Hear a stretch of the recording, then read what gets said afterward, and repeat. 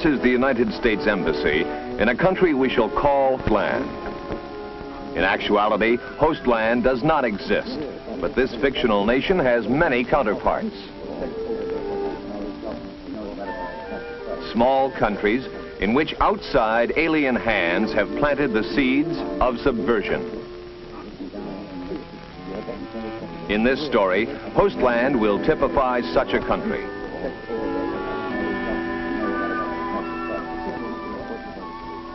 A nation seeking its own independent path to progress, but stalled in its forward march by a subversive force that grows more malignant with each passing day.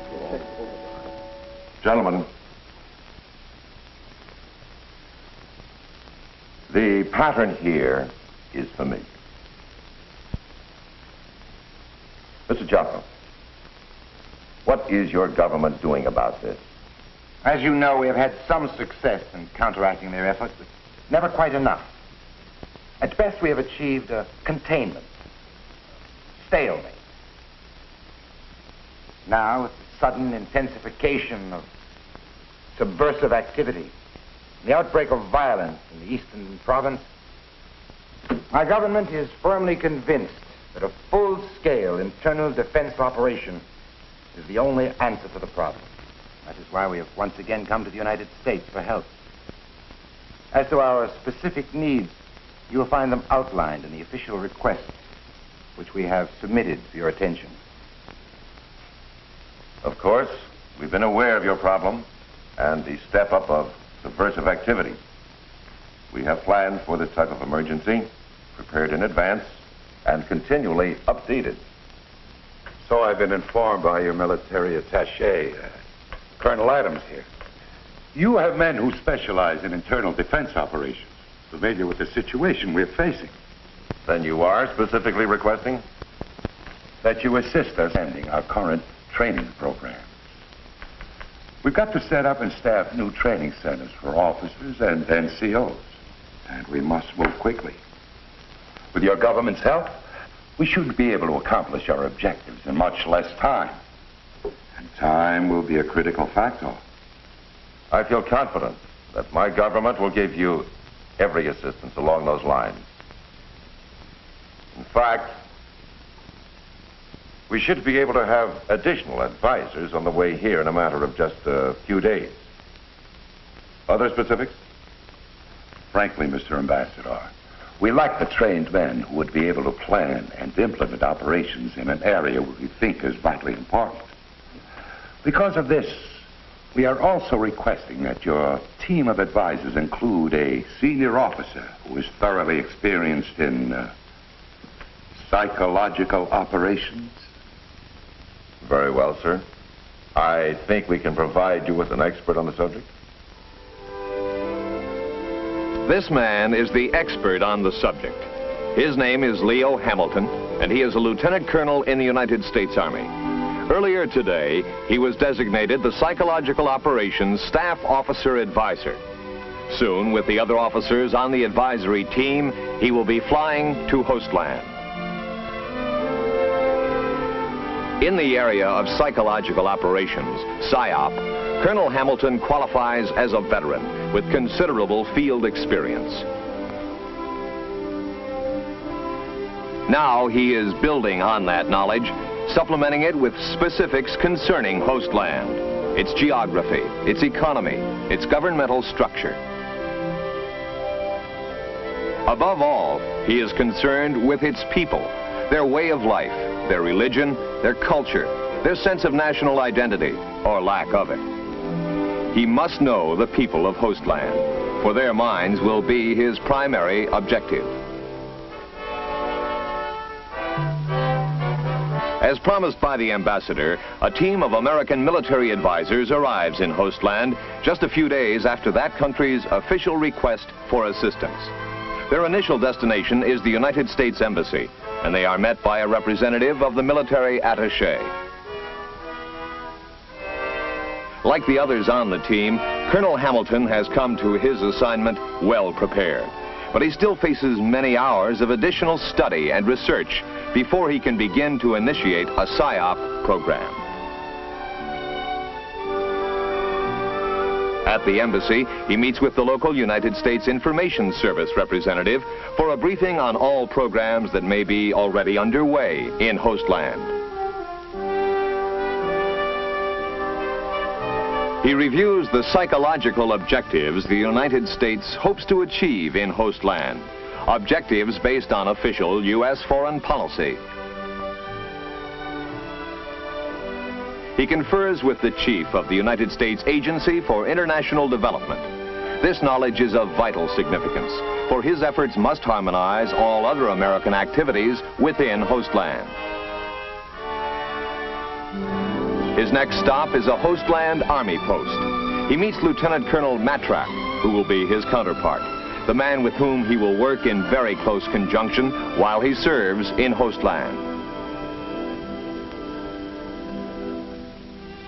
With his counterpart, he reviews all available sources of information that will help him determine the attitudes of the population. How do they feel about their country, their government, and how do these feelings vary from locale to locale?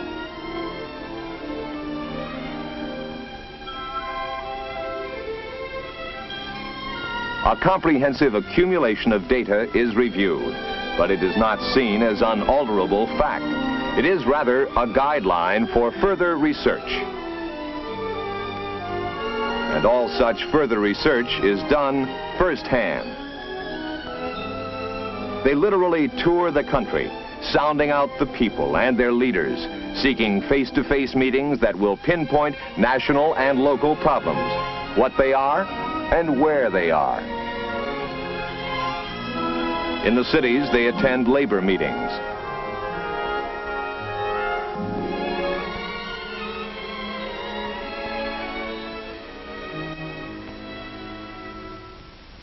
Through interaction with such groups, their understanding of local issues is enhanced.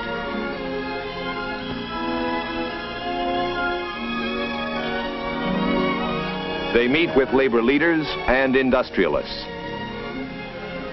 Their main goal is to find out the feeling of labor and industry toward the military and government of host land.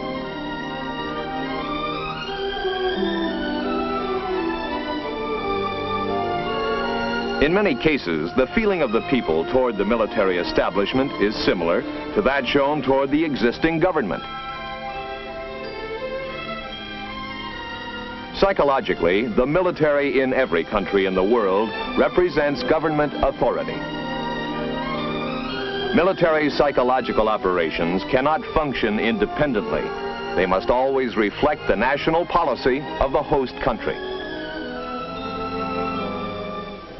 To establish the target audiences for any military psychological operations, all functional groups must be checked and their reaction to the military establishment determined.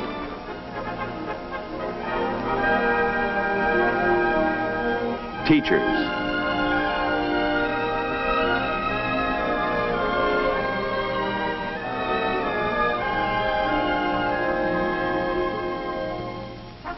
writers and publishers,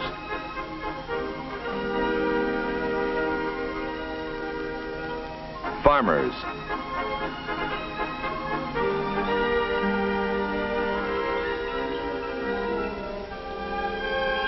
and religious leaders. Each will have a perspective that is peculiar to his own particular group. Problems, real or imagined, will come to the fore. This face-to-face, eye-to-eye confrontation with the population provides the Psyop officer with a tool that is essential to his job. Insight, a look into the minds of a people, a working knowledge of their individual and group needs, attitudes, and ambitions. As with most countries that find themselves in the midst of a communist-inspired insurgency, Hostland has a population with a doubtful sense of national unity.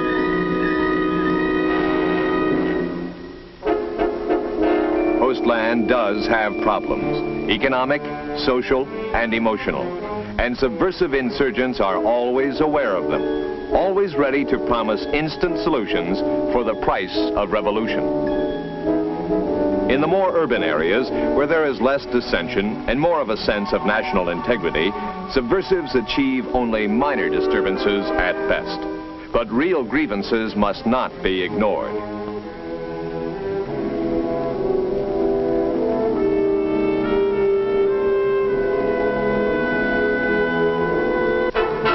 In the rural areas of host land, where government supervision and control is only a wispy thread, the subversive makes stronger headway. Here he is free to promote his objectives. Here he can recruit and frequently obtain the direct support of the civilian population. The potential recruit is carefully selected. Perhaps some injustice, real or imagined, drives him where he reluctantly goes, to the side of the subversives.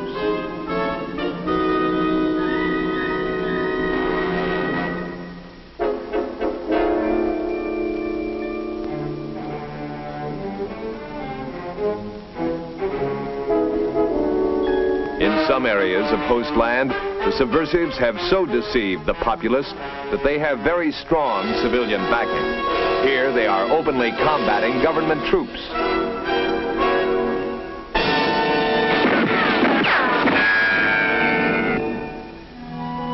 Initial analysis indicates that the target audiences can be broken down into three basic groups: the subversives, the government supporters,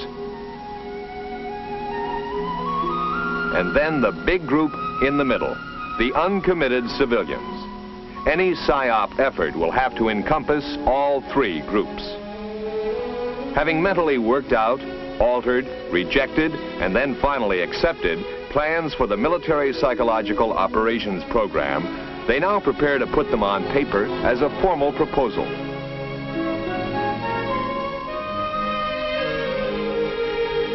They list the major psychological objectives. Then the various functional group target audiences, the objectives for each of these functional groups, the severity and stage of subversive insurgency in which the various target groups find themselves, the proposed psychological military activities that should be instituted, and the proposed program to help these activities. After securing recommendations and the necessary approvals from his own people, and making sure that the military psychological operations plan fits in with the USIS country plan already in effect, the plan is checked with the government of host land. Approved by them, it now becomes the psychological operations doctrine for the host land military forces. To implement the plan, it becomes necessary for Colonel Hamilton to request the support of military training teams, elements of a U.S. Psychological Operations Battalion assigned to his theater of operations.